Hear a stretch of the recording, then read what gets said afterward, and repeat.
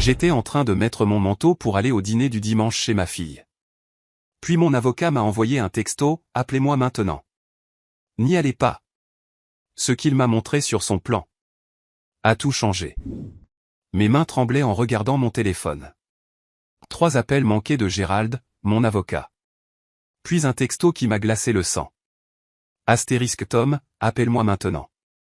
Ne va pas chez ta fille. Je suis sérieux, astérisque j'étais littéralement en train de mettre mon manteau pour me rendre chez Lindsay à Springbank pour le dîner du dimanche. Ma fille avait été si insistante cette semaine. Papa, tu ne viens plus jamais. Les enfants s'ennuient de toi. Je prépare ton rôti de bœuf préféré. Comment aurais-je pu dire non à ça? Mais le texto de Gérald a tout changé.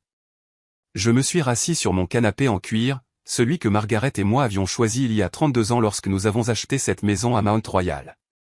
Ma défunte femme saurait quoi faire. Elle le savait toujours. Mais elle était partie depuis 4 ans maintenant, et je naviguais seul dans ce monde depuis. J'ai composé le numéro de Gérald avec des doigts tremblants. Tom. Sa voix était tendue, professionnelle, mais je pouvais entendre l'inquiétude en dessous. Où es-tu en ce moment? Es-tu seul? Je suis à la maison, Gérald. Qu'est-ce qui se passe? Tu me fais peur. Bien. Reste là. Verrouille tes portes. J'arrive. Nous devons parler en personne, et tu dois voir des documents que j'ai reçus ce matin. 20 minutes plus tard, Gérald était assis en face de moi à ma table de salle à manger, étalant des papiers entre nous comme s'ils étaient des preuves sur une scène de crime, ce qui, je suppose, était le cas. Tom, il y a 3 jours, ta fille Lindsay et son mari Derek ont déposé une requête auprès de la cour du banc de la reine. Il fit une pause, me regardant avec ses yeux sérieux d'avocat. Ils demandent à te faire déclarer mentalement inapte. Ils veulent devenir tes tuteurs légaux et prendre le contrôle de tous tes biens. Les mots m'ont frappé comme un coup de poing. J'ai vraiment eu le vertige. C'est de la folie. J'ai 67 ans, pas 97. Je fais du bénévolat à la banque alimentaire. Je gère mes propres investissements. Je viens de renouveler mon permis de conduire le mois dernier sans aucun problème. Ma voix montait, la panique s'installait. Pourquoi ferait-il ça? Gérald a glissé un autre document vers moi. À cause de ça. Ta maison vaut maintenant environ 2,4 millions d'euros. Ton portefeuille d'investissement est évalué à 1,8 million. Ta pension et tes économies portent ton patrimoine total à un peu plus de 5 millions d'euros. Je savais que j'étais à l'aise. Margaret et moi avions travaillé dur, épargné soigneusement, investi judicieusement. J'avais passé 35 ans comme ingénieur pétrolier avant de prendre ma retraite. Mais l'entendre exposé comme ça, si clinique, si ciblé. Lindsay connaît la valeur de la maison, dis-je lentement. Nous avons parlé du marché immobilier de Calgary à Noël dernier. Elle a plaisanté en disant que j'étais assis sur une mine d'or. Ce n'était pas une blague, Tom. Gérald a ouvert son ordinateur portable et l'a tourné vers moi. Regarde ça. Ta fille et Derek ont de graves problèmes financiers. Ils ont acheté cette maison de 450 mètres carrés à Springbank Hills il y a 3 ans. Un prêt hypothécaire de 650 000 euros. Puis Derek l'a convaincu d'investir dans l'entreprise de crypto-monnaie de son partenaire d'affaires. Ils ont perdu 400 000 euros. L'école privée de ton petit-fils Josh coûte 38 000 euros par an. Leurs impôts fonciers s'élèvent à eux seuls à 22 000 euros par an. Je fixais l'écran, l'esprit en ébullition. Comment sais-tu tout ça? Parce que leur situation financière fait partie de leur requête. Ils soutiennent qu'ils doivent protéger tes biens de ton état mental déclinant avant que tu ne prennes des décisions irresponsables avec ton argent. Et Tom, il me regarda avec quelque chose qui ressemblait à de la pitié, il monte un dossier contre toi depuis au moins 6 mois. Il m'a montré les preuves. Des photos de moi à Safeway, ayant apparemment l'air confus dans le rayon des céréales. J'essayais juste de trouver la marque que Margaret avait l'habitude d'acheter. Une déclaration de leur médecin de famille, le docteur Patel, notant que j'avais semblé désorienté lors d'un bilan de santé. J'avais eu un gros rhume ce jour-là et j'avais oublié quels médicaments je prenais déjà. Une conversation enregistrée où je ne me souvenais prétendument pas de mon propre numéro de téléphone. Je leur avais donné mon ancien numéro d'avant mon changement de fournisseur. Chaque moment normal de la vie d'une personne vieillissante, tordue en preuve d'incompétence. Mais c'est de la fraude, dis-je, la voix creuse. C'est de la maltraitance des aînés. Oui, c'est ça. Et malheureusement, Tom, ça devient de plus en plus courant. Des enfants adultes qui s'en prennent au patrimoine de leurs parents avant leur mort. Les tribunaux voient de plus en plus de cas de ce genre. Gérald ferma son ordinateur portable. L'audience est prévue dans 2 semaines. Ils ont agi rapidement, espérant probablement te prendre au dépourvu. Qu'est-ce qui se passe s'ils gagnent? Ils deviennent tes tuteurs légaux. Ils contrôlent tes comptes bancaires, tes investissements, ta maison. Ils peuvent vendre ta propriété, te placer en résidence assistée, prendre toutes tes décisions médicales. Tu perdrais essentiellement ton autonomie complètement. Et Tom, il se pencha en avant, d'après leur situation financière, j'estimerais qu'ils mettraient ta maison sur le marché dans les 3 mois. La maison où Margaret et moi avions élevé Lindsay. Où nous organisions les dîners de Noël et les fêtes d'anniversaire, où nous avions planté le jardin ensemble, où elle avait rendu son dernier souffle dans notre chambre à l'étage, en me tenant la main. Ils ne peuvent pas faire ça, murmurai-je. Lindsay ne le ferait pas. C'est ma fille. Je suis désolé, Tom, mais les preuves suggèrent le contraire. Ils ont planifié ça soigneusement. Ils ont attendu que tu aies ce petit accident de voiture l'année dernière. Ils ont documenté chaque fois que tu as oublié un nom ou manqué un rendez-vous. Ils ont construit un récit. Je me suis souvenu de cet accident. Je rentrais de l'épicerie quand un adolescent a grillé un feu rouge et m'a percuté. Le rapport de police indiquait clairement que je n'étais pas en faute. Mais maintenant, je comprenais pourquoi Lindsay avait été si insistante pour venir à tous mes rendez-vous chez le médecin après ça. Pourquoi elle avait commencé à prendre des notes sur son téléphone chaque fois que nous parlions. Elle rassemblait des munitions. Que dois-je faire? Je me sentais perdu, trahi, en colère et terrifié, tout à la fois. Gérald se redressa, son expression passant de la sympathie à la stratégie. Nous nous défendons, et nous nous défendons intelligemment. Mais Tom, j'ai besoin de savoir, es-tu préparé à ce que cela pourrait signifier? Ce n'est pas seulement une bataille juridique. Ça va déchirer ta famille. J'ai pensé à Lindsay quand elle était petite fille. Comment elle grimpait sur mes genoux et me demandait de lui lire des histoires pour s'endormir. Comment elle avait pleuré aux funérailles de Margaret, s'accrochant à moi comme si j'étais son ancre. Comment elle m'avait dit qu'elle m'aimait la semaine dernière encore. Mais ensuite, j'ai pensé à ce qu'elle essayait de faire maintenant. La trahison, la tromperie calculée, la volonté de détruire la dignité et l'indépendance de son propre père pour de l'argent. Dis-moi ce que nous devons faire. Gérald sourit, mais ce n'était pas un sourire heureux. C'était le sourire d'un avocat qui venait d'obtenir la permission de partir en guerre. Premièrement, nous allons tout documenter. À partir de maintenant, tu vas tenir un journal détaillé. Ce que tu fais chaque jour, à qui tu parles, chaque décision cohérente que tu prends. Je veux des horodatages, des détails, des preuves que tu es sain d'esprit. D'accord. Deuxièmement, nous allons te faire évaluer par un psychiatre indépendant. Pas ton médecin de famille qu'ils ont déjà influencé, mais un spécialiste de la santé mentale gériatrique. Quelqu'un qui peut témoigner que tu es cognitivement sain. Très bien. Troisièmement, et c'est crucial, Tom, tu ne dois pas leur faire savoir que tu sais. Tu dois agir normalement. S'ils réalisent que nous les avons démasqués, ils pourraient accélérer leur plan ou détruire des preuves. Cette invitation à dîner prenait soudain un sens horrible. Ils me voulaient là-bas ce soir pour une raison, n'est-ce pas? Je soupçonne qu'ils prévoyaient de te faire signer quelque chose. Peut-être un document de procuration glissé parmi d'autres papiers. Juste une planification financière de routine, papa. Ou ils auraient pu mettre en scène quelque chose, t'enregistrer ayant un épisode de confusion pour l'utiliser comme preuve supplémentaire. La manipulation était à couper le souffle.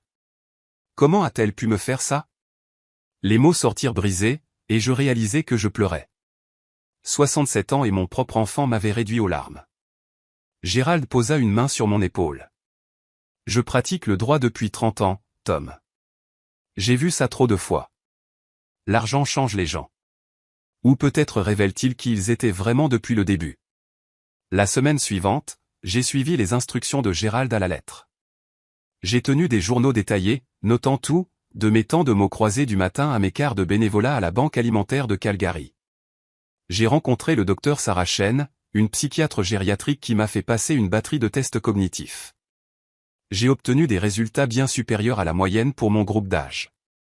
Monsieur Morrison, a dit le docteur Chen après notre 3e séance, je peux affirmer avec une confiance professionnelle totale que vous ne montrez aucun signe de déclin cognitif, de démence ou d'incompétence mentale. Votre mémoire est excellente, votre raisonnement est vif et votre jugement est sain. En fait, vous êtes plus vif que beaucoup de gens de la moitié de votre âge. Mais le plus dur était de prétendre que tout était normal avec Lindsay. Elle m'a appelé mercredi. Papa, je suis vraiment désolé pour dimanche. La mère de Derek a fait une chute et nous avons dû nous précipiter. Pouvons-nous reporter à ce week-end? Bien sûr, ma chérie, dis-je, le mot d'affection ayant un goût de cendre dans ma bouche. Est-ce qu'elle va bien? Oh, elle va bien. Tu sais comme elle peut être dramatique. Lindsay rit. Ce sont familiers que j'avais aimés toute ma vie. En fait, papa, pendant que je t'ai au téléphone, Derek et moi voulions te parler de la création d'une fiducie, tu sais, pour la planification successorale, juste pour s'assurer que tout est organisé au cas où, enfin, tu sais, on ne rajeunit pas, elle essayait toujours, même en sachant que j'avais un avocat, même avec la date du tribunal approchant, elle essayait toujours de me manipuler pour lui donner le contrôle légal. Ça semble être une bonne idée, dis-je prudemment. Laisse-moi y réfléchir. Ne réfléchis pas trop longtemps, papa. Ces choses sont urgentes. On ne sait jamais ce qui peut arriver. Était-ce une menace? Je ne pouvais même plus le dire. Ce soir-là, mon petit-fils Josh m'a appelé. Il avait 15 ans, un bon gamin. Ou du moins, c'est ce que je pensais. Papy Tom, je peux passer? J'ai besoin de te parler seul. Bien sûr, Josh. Est-ce que tout va bien? Juste, j'ai besoin de te voir, s'il te plaît. Il est arrivé 20 minutes plus tard à vélo. Son visage était rouge de la course.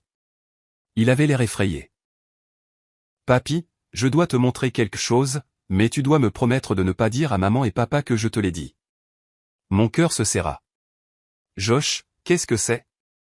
Il a sorti son téléphone, les mains tremblantes. Je les ai entendus parler la semaine dernière. Maman et papa, ils ne savaient pas que j'étais à la maison. Je les ai enregistrés. Je suis désolé. Je sais que c'est mal, mais après avoir entendu ce qu'il disait, j'ai pensé que tu devais savoir.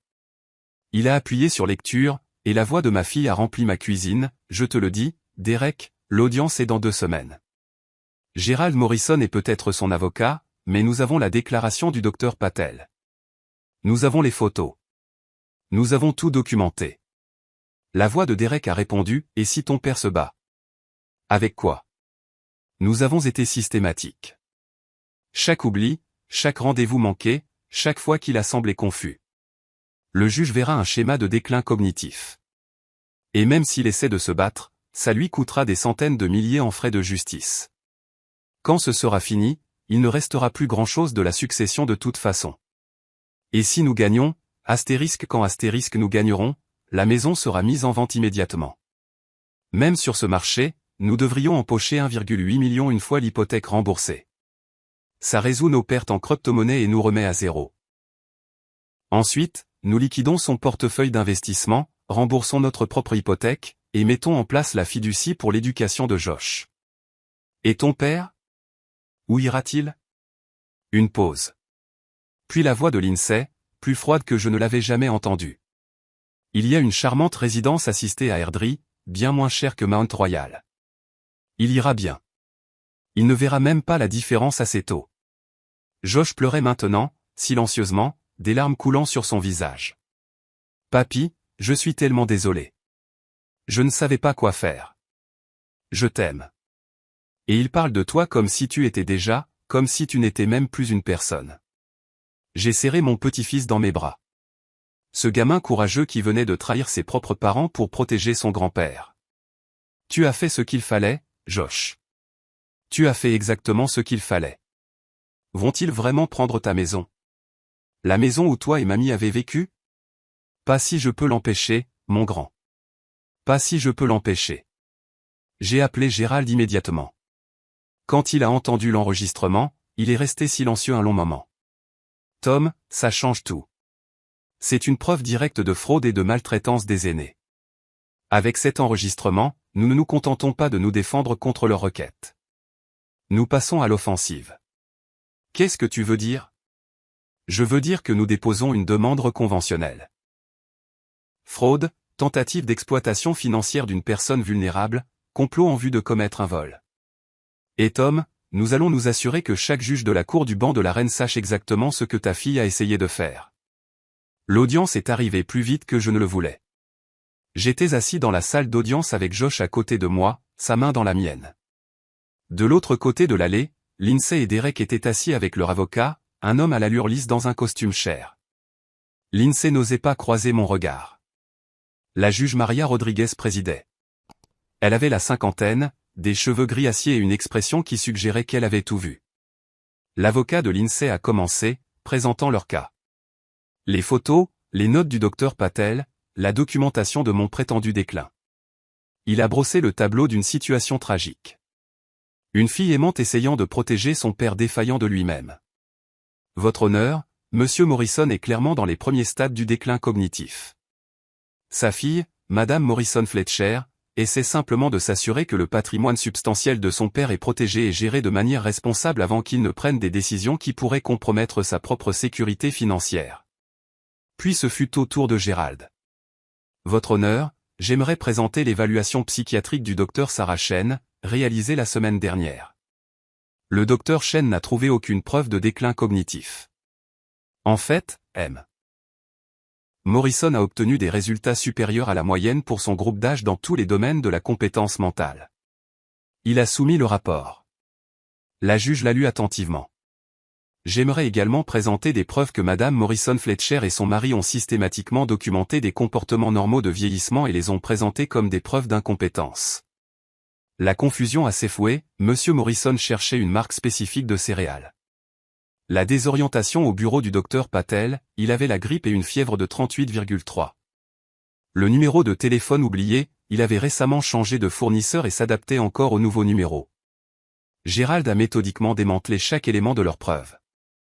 Mais votre honneur, plus important encore, j'ai la preuve du véritable motif derrière cette requête. Il a fait jouer l'enregistrement de Josh. Dans la salle d'audience silencieuse, les voix de Lindsay et Derek ont résonné, froides et calculatrices, discutant de ma succession comme si j'étais déjà mort. Astérisque, la maison est mise en vente immédiatement. Liquider son portefeuille d'investissement. Il ne verra même pas la différence à ces taux astérisque. L'expression de la juge s'est durcie à chaque mot. Quand l'enregistrement s'est terminé, Gérald a continué, votre honneur, ce n'est pas une fille aimante protégeant son père. C'est une tentative préméditée d'exploitation financière. Madame Morrison Fletcher et son mari sont en grande difficulté financière à cause de mauvais investissements. Ils ont à gagner plus de 5 millions d'euros en faisant déclarer Monsieur Morrison inapte. Ils ont manipulé des dossiers médicaux, mis en scène des photographies et construit un faux récit, tout ça pour voler les économies de toute une vie de leur propre père. L'avocat de Lindsay se leva rapidement. Votre honneur, cet enregistrement a été obtenu sans la connaissance ou le consentement de ma cliente. Il est irrecevable. Dans un procès pénal, peut-être, le coupa la juge Rodriguez, mais il s'agit d'une procédure civile concernant la tutelle, et je suis très intéressé par la compréhension des motivations derrière cette requête. Elle se tourna vers Lindsay. Madame Morrison Fletcher, souhaitez-vous m'expliquer pourquoi vous discutez de la vente de la maison de votre père et de la liquidation de ses biens alors qu'il est assis dans cette salle d'audience, clairement sain d'esprit? Lindsay ouvrit la bouche, mais aucun mot ne sortit. Votre honneur, réussit-elle finalement à dire, cet enregistrement a été sorti de son contexte. Nous discutions simplement d'une planification successorale hypothétique. Une planification successorale hypothétique qui implique de placer votre père dans une charmante résidence assistée à Airdrie pendant que vous empochez près de 2 millions d'euros de la vente de sa maison. La voix de la juge était glaciale. Madame Morrison Fletcher, je suis sur ce banc depuis 18 ans. Je reconnais la maltraitance financière des aînés quand je la vois. La juge Rodriguez a regardé les papiers devant elle pendant un long moment. Puis elle a regardé directement Lindsay et Derek.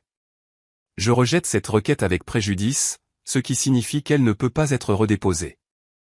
De plus, j'émets une ordonnance restrictive. Madame Morrison Fletcher et Monsieur Fletcher ont l'interdiction de contacter Monsieur Morrison ou de s'approcher à moins de 100 mètres de sa résidence pour un minimum de 2 ans. Je réfère également ce cas au service des poursuites de la couronne de l'Alberta pour d'éventuelles accusations criminelles de fraude et de maltraitance des aînés. Elle se tourna vers moi, son expression s'adoucissant légèrement. Monsieur Morrison, je suis profondément désolé pour ce que vous avez vécu. Aucun parent ne devrait avoir à endurer ce que votre fille vous a fait subir. J'ordonne que tous les frais de justice associés à votre défense soient payés par les requérants.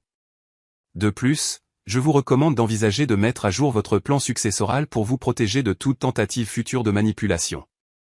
Lindsay pleurait maintenant, mais ce n'était pas des larmes de remords. C'étaient les larmes de quelqu'un qui venait de tout perdre. « Papa, s'il te plaît » cria-t-elle alors que la cour était ajournée.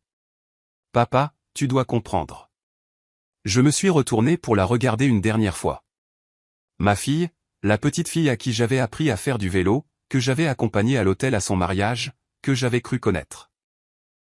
Je comprends parfaitement, Lindsay. Je comprends que tu étais prête à me détruire pour de l'argent. Je comprends que tu voyais ton propre père non pas comme une personne, mais comme un patrimoine à liquider. Je comprends que la mère que tu prétendais avoir tant aimée aurait honte de ce que tu es devenu. Josh serra ma main. Mon petit-fils, qui avait eu le courage de faire ce qui était juste, même si cela signifiait trahir ses propres parents. Papy, on peut rentrer à la maison maintenant? Oui, Josh. Rentrons à la maison. Alors que nous sortions du palais de justice, Gérald marchait à mes côtés. Tom, c'était incroyablement difficile. Comment te sens-tu? Honnêtement, je ne sais pas, je baissai les yeux vers Josh. Mais je sais que toute la famille n'est pas de sang, et que tout le sang n'est pas de la famille. J'ai perdu une fille aujourd'hui, mais j'ai acquis la certitude d'avoir élevé au moins une personne avec intégrité. Ce soir-là, assis dans ma maison à Mount Royal, la maison où Margaret et moi avions construit notre vie, j'ai appelé mon avocat une dernière fois. Gérald, je dois mettre à jour mon testament. La maison, les investissements, tout. Je veux créer une fiducie pour l'éducation et l'avenir de Josh. Lindsay n'aura rien. Pas un seul euro. Elle a fait son choix. Es-tu sûr, Tom? C'est permanent. J'en suis très sûr. Et Gérald, je veux que la raison soit explicitement indiquée. Je veux que le testament détaille exactement ce qu'elle a essayé de faire, pour que si jamais elle essaie de le contester, un juge connaisse toute l'histoire. Considérez que c'est fait. Josh a emménagé avec moi une semaine plus tard. Ses parents l'avaient mis à la porte quand ils ont réalisé qu'ils les avaient enregistrés. 15 ans, et ils avaient choisi l'argent plutôt que leur propre fils. Mais j'avais une grande maison et un cœur encore plus grand, et Josh avait besoin de quelqu'un qui le fasse passer en premier. Nous avons établi une nouvelle routine, petit déjeuner ensemble avant l'école, devoir à la table de la salle à manger, excursion en montagne le week-end. Josh m'aidait dans le jardin, plantant des légumes là où Margaret cultivait ses roses. Papy, a-t-il demandé un samedi matin alors que nous désherbions, est-ce que tu lui pardonnes un jour? À maman, je veux dire. Je me suis assis sur mes talons, considérant la question attentivement. Le pardon, ce n'est pas pour eux, Josh. C'est pour ne pas laisser leurs actions empoisonner ce qui reste de ta vie. Est-ce que je pardonne ce que ta mère a essayé de faire? Non. Aurais-je un jour une relation avec elle à nouveau? Probablement pas. Mais je ne passerai pas mes dernières années consumées par l'amertume. J'ai trop de vie à vivre. Et maintenant, je tais-toi pour m'aider à le faire. 6 mois plus tard, Josh et moi étions dans le jardin, regardant la plaque nouvellement installée. Le nom de Margaret, ses dates, et une citation que nous avions choisie ensemble, la famille n'est pas toujours le sang. Ce sont les gens qui restent à vos côtés quand tous les autres s'en vont. Tu penses que mamie aurait aimé ça? A demandé Josh. Je pense que ta grand-mère aurait adoré, et elle aurait été si fière de toi. Mon téléphone a sonné. C'était Gérald. Tom, je pensais que tu devrais savoir. La couronne a décidé de porter des accusations. Lindsay et Derek ont plaidé coupables de tentative de fraude. Ils ont reçu des peines avec sursis et 2 ans de probation, mais c'est maintenant dans leur dossier. Et ça veut dire? Ça veut dire que c'est vraiment fini. Ils ne peuvent pas s'en remettre. Ton patrimoine est en sécurité. Ton autonomie est protégée. Et tu peux vivre le reste de ta vie en paix. J'ai regardé Josh, qui arrosait soigneusement les légumes que nous avions plantés ensemble. Mon petit-fils qui m'avait sauvé, que j'ai pu sauver en retour. Merci, Gérald, pour tout. Ce soir-là, alors que Josh faisait ses devoirs et que je lisais à côté de lui, j'ai réalisé quelque chose d'important. Lindsay avait essayé de tout me prendre, ma maison, mon argent, ma dignité, mon indépendance. Mais ce qu'elle avait réellement fait, c'était de me montrer ce qui comptait vraiment. Pas la maison valant 2,4 millions d'euros, bien que je sois reconnaissant de la garder. Pas le portefeuille d'investissement ou les comptes en banque. Ce qui comptait était assis en face de moi, mâchouillant son crayon en résolvant des problèmes d'algèbre. La famille, ce n'était pas le sang, l'obligation ou l'héritage. C'étaient les gens qui étaient là quand tout s'effondrait. C'était un gamin de 15 ans qui avait tout risqué pour faire ce qui était juste. C'étaient les secondes chances et les nouveaux départs. Margaret disait que les gens vous montrent qui ils sont vraiment quand il y a quelque chose à perdre. Lindsay m'a montré qu'elle était prête à sacrifier son père pour la sécurité financière. Mais Josh m'a montré que le courage et l'intégrité pouvaient encore exister dans la plus jeune génération, même quand ça lui coûtait tout. J'ai 67 ans maintenant, et j'ai appris plus au cours des 6 derniers mois que pendant les 67 années précédentes. J'ai appris que la confiance se mérite, elle n'est pas donnée. J'ai appris que les personnes qui prétendent vous aimer le plus peuvent parfois être celles qui vous blessent le plus profondément. J'ai appris que le véritable amour ne réside pas dans ce que vous dites, mais dans ce que vous faites quand personne ne regarde. Plus important encore, j'ai appris qu'il n'est jamais trop tard pour se défendre. Que la vulnérabilité n'est pas une faiblesse. Que demander de l'aide est un acte de courage. Que se battre contre ceux qui voudraient profiter de vous n'est pas de la vengeance. C'est de l'autopréservation. À tous ceux qui pourraient être confrontés à une situation similaire, laissez-moi vous dire ceci, si quelqu'un dans votre famille essaie de vous déclarer inapte, de prendre le contrôle de votre vie, de voler ce pourquoi vous avez travaillé, battez-vous. Prenez un avocat. Documentez tout. Faites confiance à votre instinct. Et rappelez-vous que vous avez une valeur au-delà de votre compte en banque, une valeur au-delà de vos biens. Vous n'êtes pas fou. Vous n'êtes pas confus. Vous n'êtes pas paranoïaque. Si quelqu'un essaie systématiquement de saper votre compétence, c'est parce qu'il veut quelque chose astérisque de astérisque vous, pas astérisque pour astérisque vous. Et si vous êtes l'enfant adulte d'un parent vieillissant en train de lire ceci, souvenez-vous, votre héritage n'est pas à vous tant qu'il n'est pas à vous. Vos parents ne vous doivent pas leur maison, leurs économies ou leurs biens. Ils les ont gagnés. Ils décident de ce qu'il en advient. Et si vous essayez de les prendre par la manipulation ou des subterfuges juridiques, vous gagnerez peut-être l'argent, mais vous perdrez quelque chose de bien plus précieux. Vous vous perdrez vous-même. Lindsay a obtenu 1 an et demi de planification, d'innombrables heures de manipulation et probablement des centaines de milliers d'euros d'héritage potentiel. Qu'est-ce que cela lui a coûté? Son père, son fils, sa réputation et son amour-propre. Est-ce que ça en valait la peine? Il faudrait lui demander. Mais je soupçonne que dans ces moments de calme, elle connaît la réponse. Quant à moi, j'ai un petit-fils à élever, des légumes à faire pousser et beaucoup de vie à vivre. La maison de Mount Royal n'est plus seulement un bien valant des millions. C'est un foyer. C'est là que Josh apprend à devenir un homme intègre. C'est là que les souvenirs de Margaret persistent encore dans chaque coin. C'est là que justice a été rendue et que la famille a été redéfinie. Et ça vaut plus que tout l'argent du monde.